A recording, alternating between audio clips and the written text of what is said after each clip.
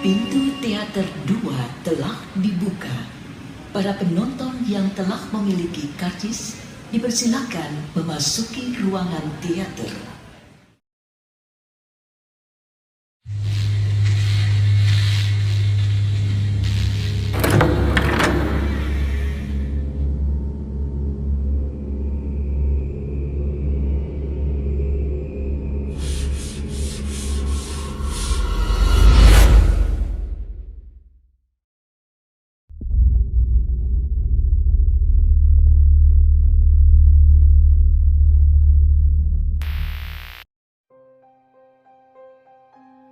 Assalamualaikum warahmatullahi wabarakatuh. Selamat malam. Jumpa lagi dengan saya Aldi di channel Mereka Ada. Dimanapun kalian berada, saya doakan semoga kalian dalam kondisi sehat dan selalu diberikan kemudahan dalam menjalankan segala aktivitas. Kali ini kita lanjut lagi tentang cerita Batur Gaib. Tepatnya tentang cerita Nining sang kuntilanak di Batur Gaib. Selain masa lalu yang kelam, Nining menjadi korban salah sasaran seserahan santet. Dan dari kejadian inilah cikal bakal terjadinya cerita Batur Gaib. Namun sebelum memulai bercerita, pastikan teman-teman support channel Mereka Ada dengan cara menekan tombol subscribe dan menyalakan lonceng notifikasinya, supaya teman-teman selalu mendapatkan update saat channel ini upload video terbaru.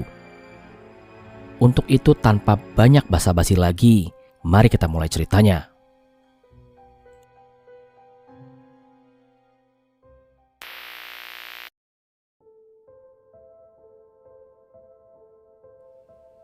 Nining merupakan seorang penari sintren yang sangat berbakat dan lihai gerakannya. Dia disebut sebagai putri kencana pada masa itu. Dia juga sangat ayu dalam berpenampilan, suka menolong orang dan menjadi tulang punggung keluarganya pada masa itu. Karena pada masa itu banyak sekali teror dari pemerintah yang melarang untuk beraktivitas melebihi batas ketentuan. Nining biasa menari jika ada panggilan hajat dari desa ke desa. Dia sangat dicari karena performanya yang luar biasa. Namun dibalik itu semua, orang tuanya suka sekali berhutang kepada para pengusaha yang kejam dan haus akan nafsu bejatnya. Nining mempunyai teman bernama Widya. Nah, Widya ini merupakan teman menari bersama dengan Nining. Jika kalian menyimak cerita Batur Gaib sebelumnya, di mana Widya ini merupakan istri dari Om Indra, dan Widya sendiri adalah adik dari Bu Mala. Orang tua Nining sering sekali berhutang dan meminjam uang kepada pengusaha di sekitar rumah, dengan gantinya Nining akan tampil menari di hadapan pengusaha itu. Itu belum seberapa. Kadang dia juga hampir dilecehkan dengan memegang-megang bagian terlarang. Namanya juga pengusaha kaya raya. Duit adalah segalanya. Jadi dia bisa membeli apapun dengan uang, terlebih lagi wanita yang hanya seukuran ujung kuku. Tidak ada harganya. Namun lambat laun Nining mulai resah dengan tingkah orang tuanya. Lalu dia pun dengan baik-baik berkata, "Bu aku tidak bisa." "Loh, kenapa?" "Jangan karena harta harga diri saya diperjualbelikan." "Kamu berani melawan ya?" "Aku hanya ingin kebebasan, Bu." "Kamu tidak tahu apa? Kita ini orang miskin. Kita tidak punya apa-apa, Ning. Jasamu sangat dibutuhkan untuk mendapatkan uang. Kamu harus paham itu." Nining hanya berdiam diri. Dia langsung berlari menuju kamar. Dia sangat menyukai sintren. Namun jika caranya tidak halal, itu membuat dirinya semakin tertekan. Di balik senyuman seorang penari yang lihai, ternyata ada banyak luka yang terpendam. Terkadang mereka hanya mengikuti alur kehidupan tanpa memberontak. Sama halnya seperti Nining. Dia memendam semua ketakutan di dalam hatinya dengan menari dan menghibur semua warga sekitar. Keesokan harinya Nining bertemu dengan Widya, teman menarinya. "Wid, aku gak tahan Wid dengan ulah ibuku," jelas Nining. "Kenapa? Sini, curhat." "Aku harus melayani Pak Alek." "Hah? Bandar Kerbau itu?" "Iya Wid, aku harus gimana?" "Kamu udah pernah nyoba nolak belum?" "Sudah Wid, aku malah kena marah." "Gini deh, coba nanti kita ke Sanggar. Di situ kan ada Mas Irsyad. Siapa tahu dia bisa bantu." "Oke deh Wid, Kita sorean aja ke sananya ya. Oke, siap. Sore itu mereka berdua bertemu dengan Irsyad. Masih ingat dia kan? Ya, dia itu adalah tangan kanan dari Pak Luhur di cerita Batur Gaib. Mas, aku ingin cerita. Cerita apa? Aku harus melayani Pak Alek, Mas. Hah, kok bisa? Orang tua aku berhutang dengan dia, dan sebagai gantinya aku harus menari setiap malam dan melayaninya. Jangan, Ning, jangan. Aku gak izinin. Terus bagaimana, Mas? Ya pokoknya jangan. Tapi aku bingung, Mas. Nining sudah berada di fase tak berdaya. Dia sudah tidak seperti dulu lagi. Kini ia menjadi cemoohan warga karena dicap sebagai wanita penghibur. Aku punya kenalan. Barangkali dia bisa membantu untuk menghancurkan Alek. Siapa, Mas? Pokoknya nanti aku kasih tahu. Sekarang pulanglah dan berpura-pura sakit agar kamu tidak disuruh untuk menari. Nining kemudian mengiyakan. Dia bersama Widya pulang ke rumah masing-masing. Malam harinya Nining tidak melayani Pak Alek. Dia memang sudah ada niatan untuk tidak melayani tua gadun itu. Joko, di mana si Nining? Kurang ngajar dia tidak melayaniku. Iya tuan. Cepat pergi ke rumahnya. Joko langsung pergi ke rumah Nining. Perasaan kesal dan hancur manakala Pak Alek memarahinya. Sialan kamu, Nining. Nining bersembunyi di bawah kasur. Dia tahu akan dicari. Untuk itu ia bersembunyi agar tidak disuruh ibunya untuk pergi ke tempat Pak Alek. Ning, buka pintunya. Cepetan. Kalau tidak dibuka bakal saya dobrak. Ibu Nining yang mengetahui teriakan Joko langsung panik. Ning, kamu di mana? Bu Romlah ibunya Nining mencari Nining di rumahnya. Namun ia tidak menemukan Nining. Tanpa basa-basi dia pun langsung menuju Joko. Mas Joko, ada apa, Mas? Alah, jangan kebanyakan omong. Mana si Nining? Nining tidak ada, Mas. Nanti saya tanya dulu ke temannya. Cepetan. Nggih, Mas Joko. Bu Romlah langsung menuju sanggar. Dia bertemu dengan Widya dan Irsyad yang sedang berlatih. Mana si Nining? Jangan kalian sembunyikan. Maaf Bu, saya nggak tahu. Alah, jangan alasan. Ini pasti ulah Irsyad. Irsyad dari tadi diam saja kok Bu. Kita di sini latihan, tidak menyembunyikan Nining. Ingat ya, jangan ganggu hidupnya Nining. Nining sudah menjadi budaknya Pak Alek. Kalau ganggu si Nining lagi, sanggar ini bakal saya bakar. Widya dan Irsyad hanya terdiam. Bu Ramlah sekarang menuju rumahnya. Dia harus menghadapi Alek sekarang. Perasaan was-was manakala Pak Alek telah menunggunya di ruang khususnya. Nyun sewu Pak Alek, saya minta maaf. Karena kelalaian saya, Nining tidak ada di rumahnya. Kemungkinan temannya yang menyembunyikan si Nining. Siapa yang menyembunyikannya? Irsyad tuan. Joko, siksa Irsyad sekarang. Jangan kasih ampun. Joko pun langsung menyeret 3 anak buahnya untuk menuju sanggar.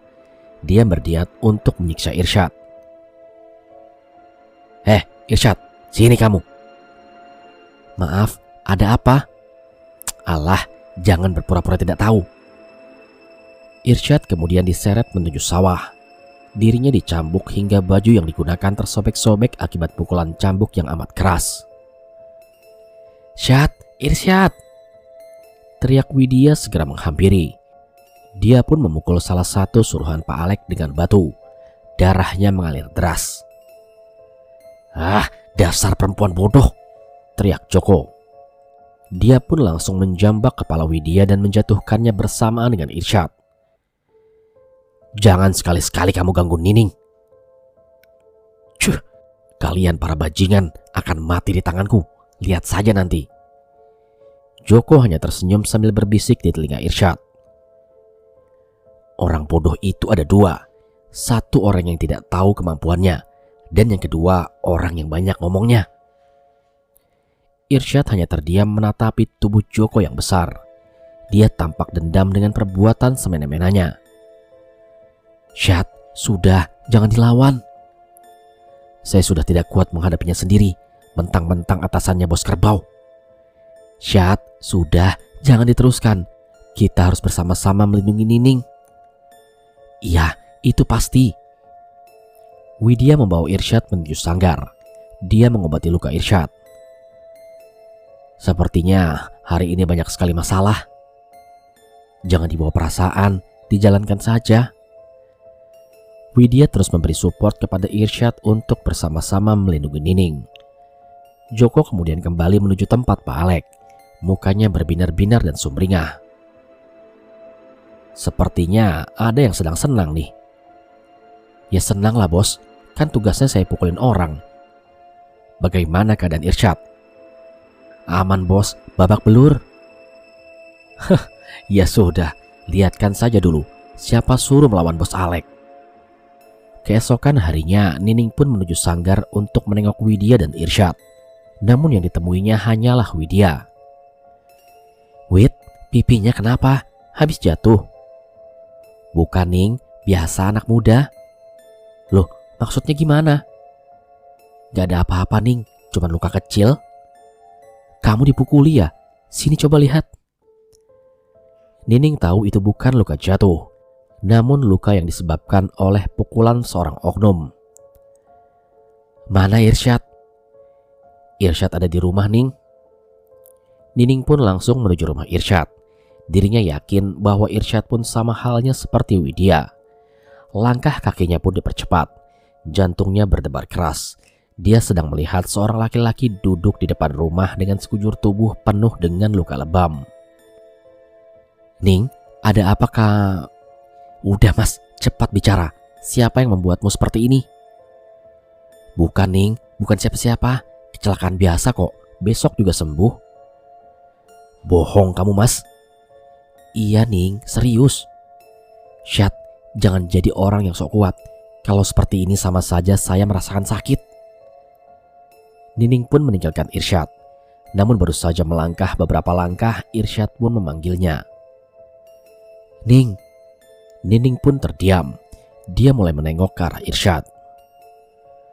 Sudah Ning, jangan diteruskan. Jika ada teman yang terluka, lalu aku hanya terdiam mengobati tanpa mencegahnya, apakah penyakit itu hanya berdiam saja ketika sudah memberikan luka? Tapi bukan itu Ning. Saya khawatir padamu Syad. Nining pun tersenyum. Dia pun pergi menuju tempat Pak Alek dengan nyali yang sangat besar. Tangannya mengepal keras. Ingin rasanya dia meninju perut dan memburaikan seluruh organ tubuhnya dengan pisau di dapur. Nining dengan perasaan geram langsung menuju tempat Pak Alek. Wah, ada Putri Kencana. Apa yang kamu lakukan pada teman-temanku? Tentu saja penyiksaan karena mereka menghalangi Putri Kencanaku.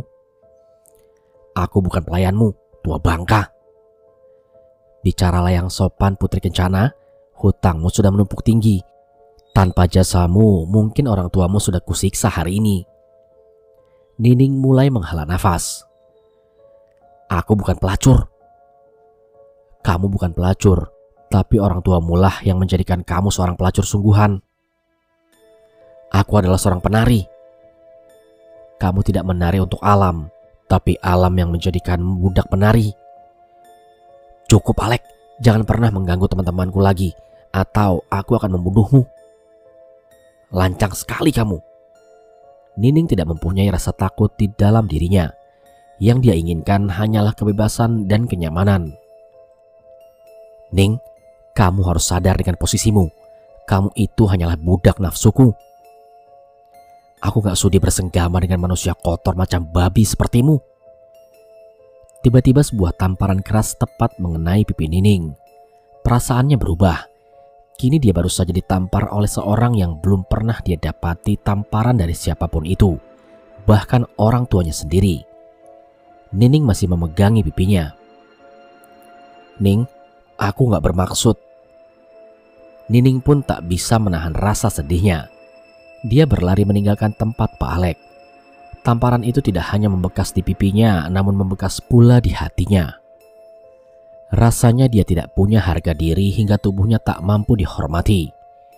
Widya yang ingin kembali ke sanggar mendapati Nining tengah berlari ke rumahnya. "Ning, Nining!" teriak Widya, namun Nining tidak mengindahkannya. "Aku harus lapor segera ke Mas Irsyad." Widya menuju rumah Irsyad. Dia di sana mendapati Irsyad sedang duduk santai di rumahnya. "Syad, Irsyad." "Ada apa, Wid?"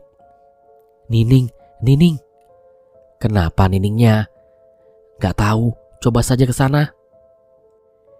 Irsyad pun segera beranjak dan menuju rumah Nining ditemani dengan Widya.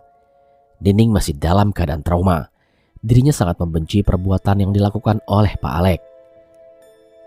"Ning, Nining." Widya dan Irsyad langsung menuju kamar.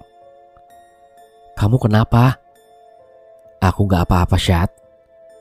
"Gak mungkin, pasti kamu bohong kan?" "Ya Allah, Ning, siapa yang menamparmu hingga bekasnya masih membekas?" tanya Widya sambil memegangi pipi kanannya. Nining hanya diam. "Siapa, Ning? Jawab!" teriak Irsyad. Nining masih terdiam. Irsyad tahu ini adalah perbuatan dari Pak Alek. Dia pun dengan langkah tertatih-tatih langsung menuju rumahnya. Widya ingin menghentikan langkah Irsyad, namun dia tidak enak hati dengan Nining. "Maafin aku ya, Wid." "Kamu gak usah minta maaf, kita yang salah kok. Kamu gak usah merasa bersalah." Irsyad langsung menuju padepokan Pak Luhur, seorang dukun terkemuka di tempatnya. Dia mampu membuat orang yang dimaksud untuk memberi pelajaran atau bahkan kematian. "Mau dimainkan atau dimatikan?" "Matikan, matikan Alek." Dan Pak Luhur pun tersenyum. Pak Luhur segera menyiapkan syarat yang harus dipenuhi oleh Irsyad. Di antaranya adalah 2 telur bebek, perasan jeruk purut nipis, jajanan pasar, beras 1/4, duit receh senilai 5.000, kayu manis, kemudian puasa pati geni, lalu benda yang dimiliki oleh seseorang yang akan disantet, dan yang terakhir adalah rambut seorang perawan yang masih suci. Irsyad pun segera menyanggupi semua persyaratan yang dimaksud. Namun hanya satu persyaratan yang membuatnya agak ragu, yaitu rambut seorang perawan yang masih suci. Dari mana dia dapat itu?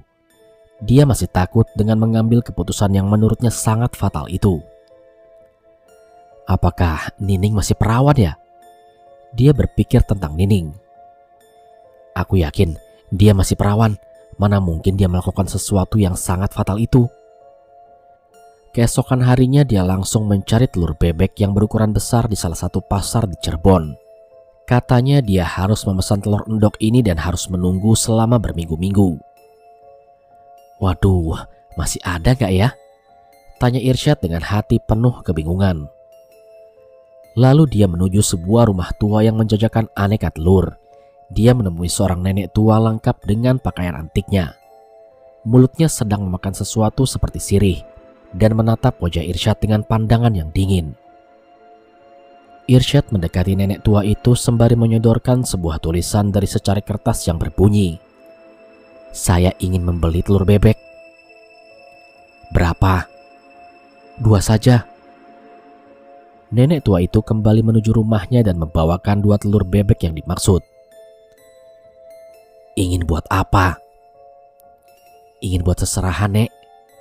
Nenek tua itu melihat kanan kiri tempatnya. Dia tidak ingin ada yang mengetahui transaksi haramnya. "Buat santet ah?" Irsyad tercengang dengan jawaban frontal dari nenek itu. "Iya, Nek." "Jangan sampai nyesal kalau sudah melakukan sesuatu. Ada resikonya." Irsyad hanya terdiam, lalu segera mempercepat transaksinya. "Berapa, Nek, harganya?" 15.000. Irsyad segera memberikan uang lalu pulang. Selama dalam perjalanan pulang, nenek tua itu masih menatapnya dengan perasaan dingin. Dasar nenek aneh. Namun ketika dia kembali menoleh ke arah rumah tua yang dimaksud, ternyata rumah tua itu sudah menghilang. Dia pun merasakan keanehan yang terjadi. Apakah ini yang disebut dengan pasar demit yang hanya terjadi dalam 1 tahun sekali? Mana mungkin momennya tepat sesuai dengan kebutuhan yang diinginkan. Dia pun bertanya kepada seseorang untuk dimintai keterangan. Mas, mau tanya? Tanya apa? Lihat nenek tua yang jualan telur gak, Mas? Di sini gak ada yang jualan telur, orangnya yang punya sudah meninggal. Irsyad kaget bukan kepalang. Dirinya benar-benar memasuki pasar setan. Pantas saja dia tidak ingin bertransaksi dengan mengucapkan langsung, melainkan harus ditulis lewat secari kertas. Irsyad pun segera kembali menuju rumahnya. Kini dia harus mencari beberapa helai rambut perempuan yang masih perawan dan melakukan tirakat puasa pati geni. Dirinya harus rela menyandangkan sebagai orang gila karena tingkah anehnya yang membuat resah para warga. Tidak seperti biasanya, dia sering pergi keluar desa untuk menuju pasar atau tempat lainnya. Kesempatannya hanya sekali, dia harus mengambil beberapa helai rambut milik Nining. Karena dia yakin Nining masih perawan dan suci. Ketika Nining berada di dalam sanggar, dia sempatkan menyisir rambutnya Nining. Lalu terseretlah beberapa helai rambut yang rontok dan masih tersangkut di dalam sisir bekas dia menyisir rambut. Dan setelah persyaratannya terpenuhi, tinggal tahap terakhir, yaitu puasa pati geni. Tahap ini butuh kesabaran dan ketenangan, karena banyak sekali gangguan yang akan dihadapi. Irsyad segera menuju rumah Pak Luhur dan meniatkan diri untuk puasa pati geni. Dirinya ditempatkan di sebuah tempat yang gelap, lalu diberikan 5 kopi hitam pahit, kemudian dihidangkan bersebelahan dengannya. Nanti jika ada yang datang, jangan dijawab, diamkan saja. Irsyad mengiyakan. Walaupun 1 hari untuk melakukan tirakat ini, namun godaan dan tantangannya sangat besar. Ketika tirakatnya dimulai, dia mengingat pesan yang harus dia pegang kuat-kuat. Jangan menjawab segala pertanyaan yang akan datang. Dan benar saja, hal itu pun terjadi. Ada 5 pertanyaan dan jika berhasil dia tahan dan tidak menjawab, maka kopi yang berada di dekatnya akan habis seketika. Namun pertanyaan itu benar-benar menggoyahkannya. Pertanyaan pertama, apa tujuanmu memanggil kami? Irsyad tidak menjawab dan hanya diam sambil memejamkan mata. Pertanyaan kedua, mengapa kamu ingin menjadikan kami sebagai tuanmu? Irsyad masih membungkam. Dia masih tenang dengan diamnya dan menjaga keselamatan untuk dirinya. Kemudian pertanyaan ketiga, apa kamu yakin dengan resiko yang akan kamu hadapi nanti? Irsyad mulai ragu. Ringkikan tawa para lembut mulai terdengar. Namun dirinya harus tenang agar cepat menyelesaikan tantangan ini. Pertanyaan keempat, bagaimana jika terjadi pertukaran jiwa dengan menunggangi kami sebagai alatmu? Irsyad mulai tak bisa menahan diri. Dia seperti ingin goyah pikirannya dan hatinya untuk segera menghilang dari ruangan ini. Pertanyaan kelima, bagaimana dengan Nining kekasihmu jika dia akan kami tukarkan dengan kematian Pak Alek? Suasana menjadi sunyi. Irsyad mulai mengucurkan keringat dingin. Tubuhnya gemetaran, pikirannya kacau, hatinya mulai goyah. Apa jadinya jika pertanyaan itu ia jawab? Terdengar tawaan bahagia para makhluk halus yang berada di sekitaran ruangan itu. Namun lembutnya nada dan menusuknya kata-kata yang dilontarkan membuat Irsyad merasakan ketakutan. Nining akan mati. Nining akan mati. Nining akan mati. Hanya itu yang bisa mereka ucapkan ketika Irsyad berada di dalam rasa ketakutan yang amat dalam. Dia takut pada suatu peristiwa yang akan terjadi kepada diri Nining. Dan Irsyad pun hanya bisa menghela nafas. Kamu tidak ingin menjawab pertanyaan yang terakhir. Bukankah kamu sudah menjawabnya dalam hati, tapi kamu takut mengungkapkannya dalam diri kamu? Kenapa kamu bersikap seperti sok kuat? Ucap makhluk itu. Irsyad mencoba menenangkan diri. Dia menggenggam kedua tangannya dan mulai bermeditasi. Ketenangan dan kenyamanan jiwa saat itu sangat dipertaruhkan. Jika tidak bisa tenang, maka akan gagal dan menyebabkan perbedaan siklus kejadian dari apa yang dikehendaki sebelumnya. Bagaimana jika kita mulai untuk bernegosiasi? Nining tidak akan mati, namun jiwa temanmu, Widya, yang akan aku ambil dan akan kujadikan sebagai permasyuriku di tempatku. Mereka selalu menggoda, selalu mencari cara agar tidak menyerah. Inilah alasannya jika kita harus kuat dari gangguan setan dan kawan-kawannya. Mereka itu punya prinsip untuk selalu menggoda dan terus menggoda hingga yang digoda berpaling dan mengikuti apa yang menjadi kehendaknya. Dalam hati Irsyad masih bergumam, kamu kuat, ayo lanjutkan. Ada 3 perkara yang membuat rusaknya moral: harta, tahta, dan wanita. Itu sudah ada semenjak zaman dulu, ucap demit itu. Irsyad pun berharap kopi yang disuguhkan pun habis, namun dari tadi hanya setengah. Memang betul tirakat ini sangat berbahaya bagi mereka yang tidak mempunyai jiwa yang kuat. Ada satu perkara yang bikin hidupmu enak. Kenali dirimu, maka kamu akan kenal siapa yang menciptakanmu. Mereka memang tidak mau menyerah. Kamu memang kuat, tapi suatu saat kamu akan membutuhkan aku di lain waktu. Anak muda sepertimu itu arogan dan ceroboh. Kamu yang memulai, kamu juga yang akan menuai. Jangan bodoh. Itu pesan terakhir yang dilontarkan oleh makhluk itu. Seketika aura negatif di sekitaran ruangan itu pun menghilang dengan sendirinya. 5 gelas kopi yang dituangkan sudah habis, tak tersisa airnya. Surut hanya meninggalkan ampas. Namun anehnya tidak ada bekas sentuhan mulut yang menyeruput kopi itu. Kini saatnya menunggu waktu yang tepat. Pak Luhur telah memperkirakan bahwa usaha Irsyad akan berhasil. Dia laki-laki yang tabah, juga sangat disiplin aturannya. Hanya saja hatinya gampang rapuh, sehingga mudah baginya untuk menjadi orang yang ceroboh.